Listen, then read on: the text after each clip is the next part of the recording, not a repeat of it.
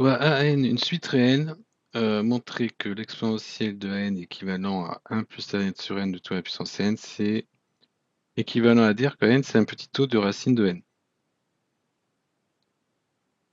OK, alors déjà, le premier point, on a aussi des fois l'énoncé, du style, on a l'exponentielle de N équivalent à 1 plus N sur N à la puissance N et que dire de N?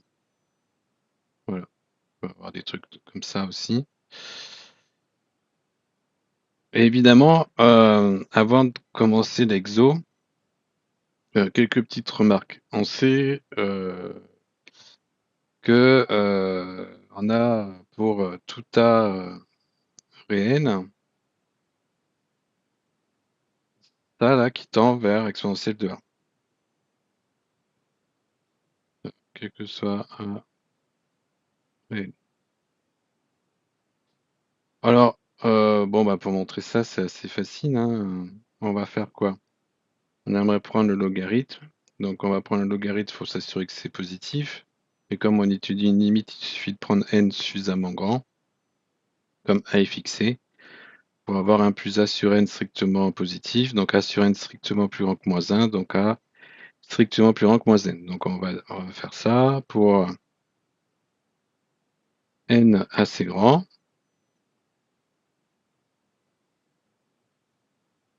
Qui veut dire, en fait, ce qu'on veut, c'est avoir AN, A, pardon. Voilà. On veut avoir A strictement plus grand que moins n. Et comme ça, bah, du coup, on peut écrire que 1 plus A sur n à la puissance n, on peut passer au logarithme. Alors, ça veut dire quoi? Ça veut dire que ça va être ça égal à l'exponentielle du log. Le log de 1 plus A sur n à la puissance n, eh ben, ça va être n fois le log de 1 plus A sur n. Bon alors, pour étudier cette limite qui est là, on peut très facilement regarder par équivalent. On sait quoi? On sait que ln de 1 plus x équivalent à x en 0. On peut même avoir des développement limité, on verra x moins x2 sur 2, un petit taux de x2. On verra comment le retrouver tout à l'heure, s'il y a besoin. Et on peut aussi, sans utiliser tout ça, avec des résultats de terminale, on peut voir ça comme un taux d'accroissement. Donc on va avoir 1 plus A sur n. A sur n, ça tend vers 0. Moins ln de 1 plus 0. Bon, bah là, j'ai juste écrit quelque chose qui vaut 0. Et 1 plus A sur n moins 1. Donc A sur n. Donc pour avoir cette expression, on a bien le n qui va arriver ici. Ça, c'est 0. Il va nous manquer A. Donc il faut qu'on multiplie par A. Bon, ben alors, ça, c'est un taux de variation. Ça va tendre, ce terme-là, comme A sur n tend vers 0. C'est comme la limite de 1 plus, limite de ln de 1 plus x moins ln de 1 plus 0 sur x moins 0, soit ln de 1 plus x sur x, comme x tend vers 0. Ça tend vers le nombre dérivé. La fonction qui a x associée à ln de 1 plus x est dérivable. Sa fonction dérivée, c'est 1 sur 1 plus x. Là où elle est définie, en 0, ça fait 1. Donc ça va tendre vers 1. Et là, on a le premier terme devant qui est a. Donc ça va tendre vers a fois 1. Ça va tendre vers a. Et donc ça tend vers exponentielle a. Bon, très bien. Du coup, on voit que on a ça et on pourrait se poser la question sur quand on a une suite à n, qu'est-ce qui va se passer pour 1 plus n sur n à la puissance n? Alors, si la suite à n tend vers a, on pourrait montrer que ça va tendre vers exponentielle a. Mais en fait, on va même essayer d'aller plus loin en disant ben, comment ça se comporte et voir est-ce que ça pourrait se comporter de cette manière-là. Donc, dans quel cas on pourrait avoir des choses comme ça. Alors, il y a un piège qu'il faut quand même éviter, c'est que ça, pour un n assez grand, on a vu qu'on peut l'écrire sous forme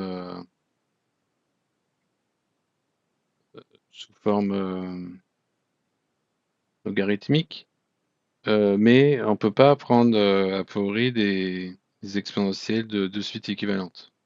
Donc ça, petite parenthèse. Si j'ai de suite un et Vn, on va prendre du suite très n, hein,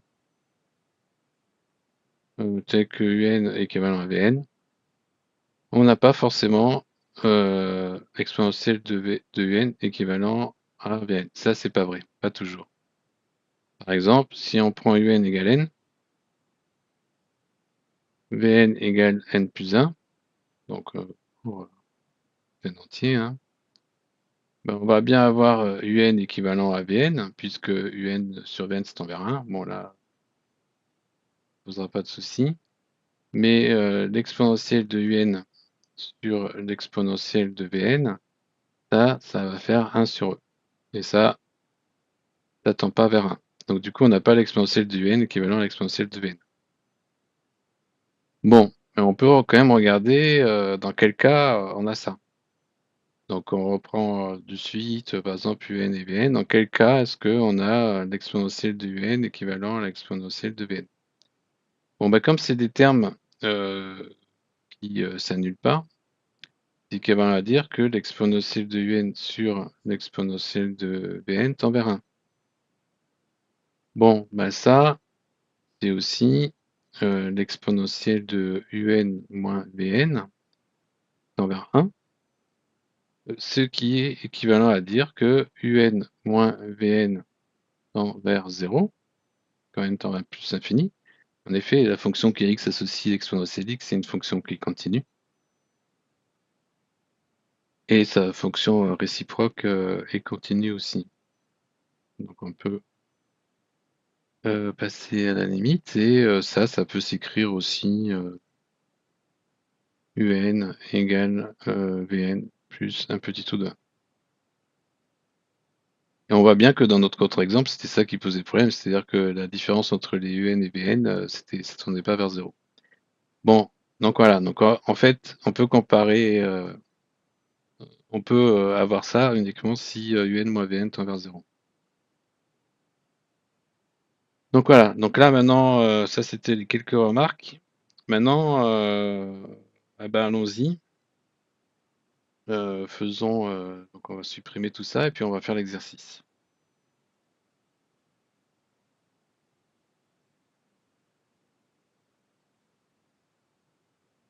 Alors, on a une équivalence. Donc on va avoir le sens 1 et le sens 2. Bon, on va commencer par le sens 2. Donc on suppose que un n, c'est un petit o de racine carrée de n. Bon, bah ça va nous donner quoi ça? Bah, ça va nous donner pour n strictement positif, si je divise par n, bah, ça va être un petit o de racine de n sur n, ça nous fait 1 sur racine de n. Et en l'occurrence, ça tend vers 0 quand n tend vers plus infini. Donc comme on a vu que là, exponentielle de an est équivalent à exponentielle de n log de 1 plus an sur n, ça, c'est vrai si la différence des suites tend vers 0. Ça veut dire que on a cette équation-là, ici, qui est à gauche, qui est équivalent, donc on va plutôt la noter comme ça, cette équation, ça, donc cette proposition, exponentielle de n équivalent à 1 plus a n sur n à puissance n, c'est équivalent de dire que n moins n ln de 1 plus a n sur n tend vers 0. Ou on peut aussi écrire est égal à un petit taux de 1. Bon, mais comme a n sur n tend vers 0, là on peut faire un développement limité.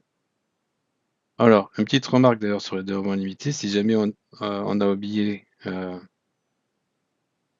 développement limité de ln de 1 plus x, on le retrouve en intégrant 1 sur 1 plus x. 1 sur 1 plus x, là c'est les termes d'une suite géométrique, c'est la somme des moins x puissance k. Donc on va avoir 1 moins x plus x2 plus un petit taux de x2. Quand on intègre ça, ben, du coup, on va avoir le développement limité de ln de 1 plus x moins x2 sur 2 plus un petit taux de x2. Je m'arrête là, j'ai pas besoin de plus pour ici. Donc ça, c'est comme ça qu'on retrouve le développement limité qu'on connaît assez bien de ln de 1 plus x, mais si jamais on a besoin de le retrouver, ça se fait assez vite. Donc du coup, je repars sur l'exo et sur cette expression-là. Donc du coup, je vais faire un développement limité qui va me donner du coup an moins n sur n moins n carré sur 2n carré plus un petit taux de quoi? Bah, de 1 sur n.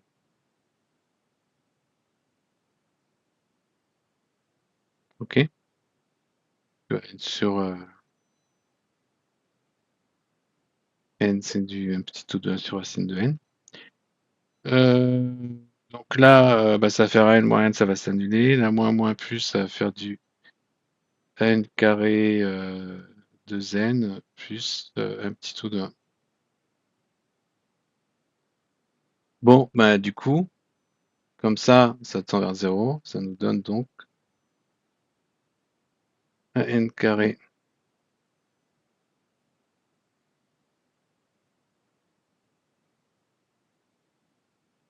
sur 2n tend vers 0.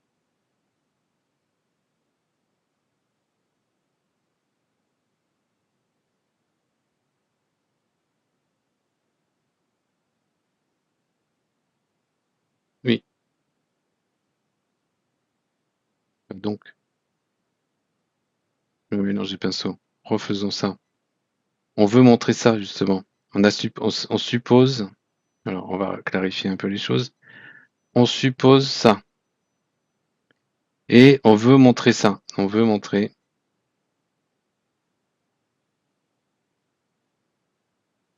cette équivalence, qui est équivalent à dire ça, c'est un petit taux de 1.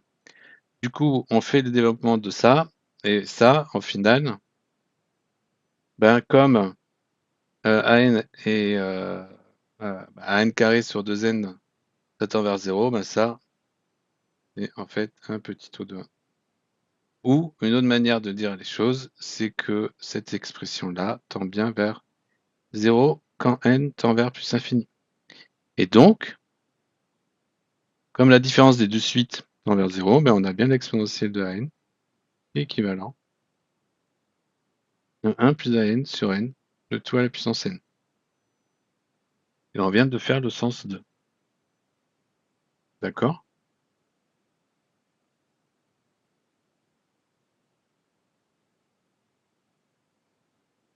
Alors, maintenant, on va effacer. Et on va faire le sens.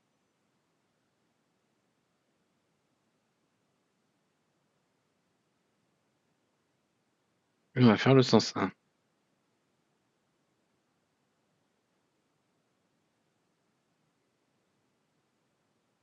Je vais revenir sur du stylo noir. Le sens 1, donc on suppose exponentielle de n équivalent à 1 plus n sur n à la puissance n. Donc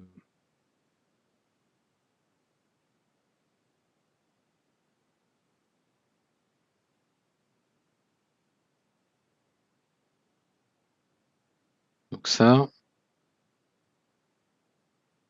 on va avoir à étudier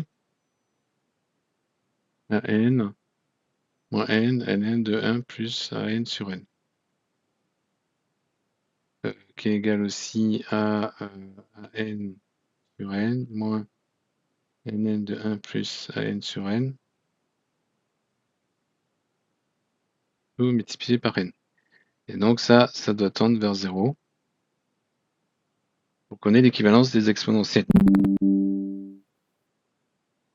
Alors, on aimerait bien faire un dévoiement limité, mais on ne sait pas s'il y a n sur n tend vers 0 là, dans ce cas-là. Donc du coup, on va s'intéresser à la fonction f,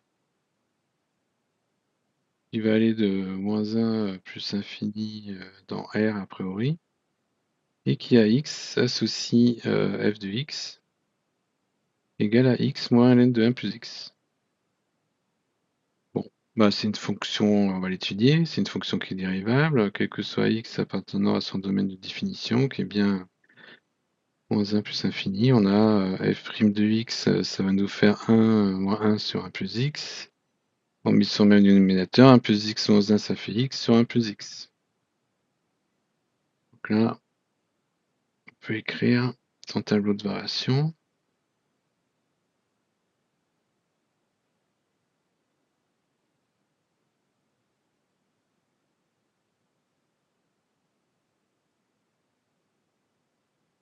C'est nul en 0, c'est positif, c'est négatif. Là, on a f' de x. Et là, on a f de x. En 0, ça fait 0, moins 0, ça fait 0. Là, c'est croissant. En plus infini, les x dominent sur le logarithme. En moins 1, le logarithme de 0, c'est envers moins l'infini. Multiplié par moins, ça va faire un plus infini. Donc ça va nous faire quelque chose comme ça. Et en 0, voisinage de 0, on a vu que ça, c'est équivalent à x2 sur 2. Donc c'est une forme de parabole. Donc si on veut dessiner la fonction, donc là, on va avoir moins 1. On va avoir une asymptote y égale à x.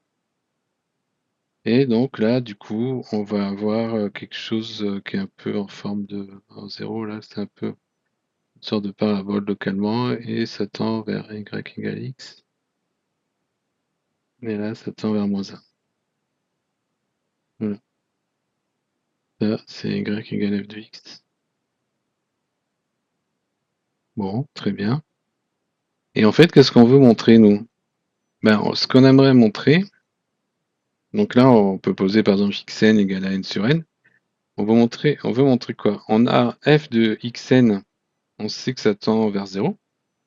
Parce que là, si multiplié par n, ça tend vers 0, c'est que ça, c'est un petit taux de 1 sur n, c'est forcément un petit taux de 1. Donc ça tend vers 0. Et eh ben, on veut montrer que du coup, xn va tendre vers 0. Et là, du coup, on pourra faire un développement limité, on se retrouvera sur ce qu'on avait déjà d'avant. Bon, ben là, comment on peut faire? On voit bien qu'en fait, si on regarde, sur 0 plus infini, on va avoir une fonction qui est strictement croissante, elle est continue, donc c'est le théorème de la bijection, elle va être bijectif. Donc on voit bien que là, la seule valeur pour laquelle f de x égale 0, c'est pour x égale 0. De la même manière, sur moins 1, 0, strictement décroissante continue, c'est une bijection.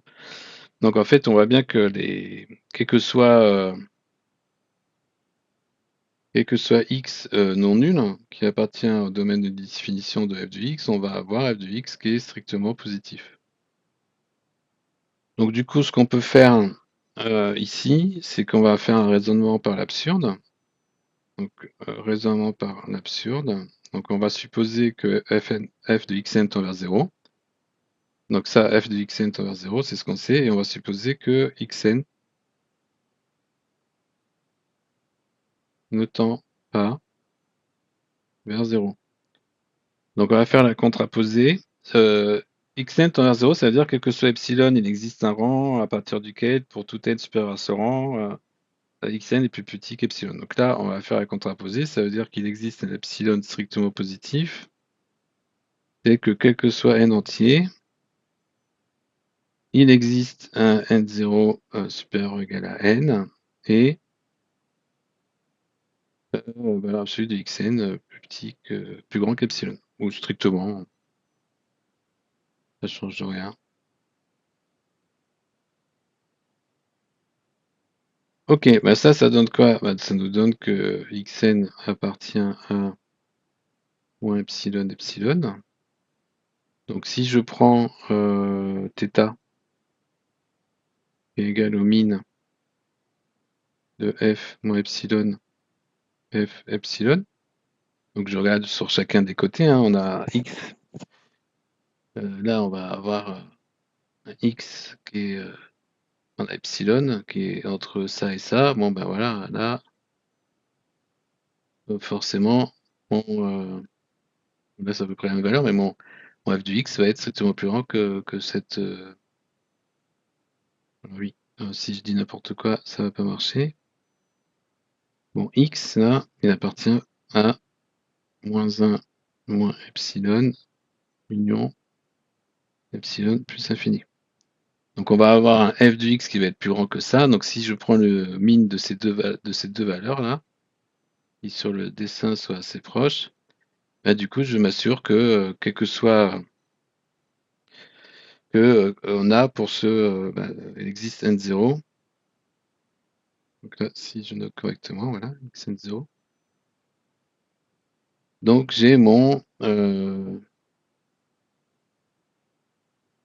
f de xn0 est plus grand ou égal à θ, qui est strictement positif. Donc il existe un θ, tel que quel que soit n, il existe un n0 plus grand que n, tel que mon f de xn0 c'est strictement positif. Ben ça contredit que limite de f de xn tend vers 0. Donc, on vient de montrer par l'absurde que la suite xn tend vers 0. D'accord? Alors, on va faire un peu de place, et puis on va terminer.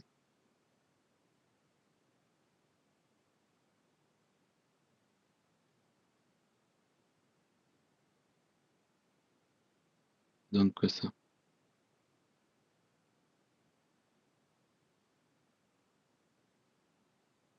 Ok, donc là, du coup, maintenant, on sait, on vient de démontrer que n sur n tend vers 0. Donc on peut faire un développement limité de ce truc-là, et on l'a déjà vu, c'était du an carré sur 2n, c'est un petit tout de 1. Et donc du coup, ça nous donne quoi? On en conclut. Donc oui, an sur n. Donc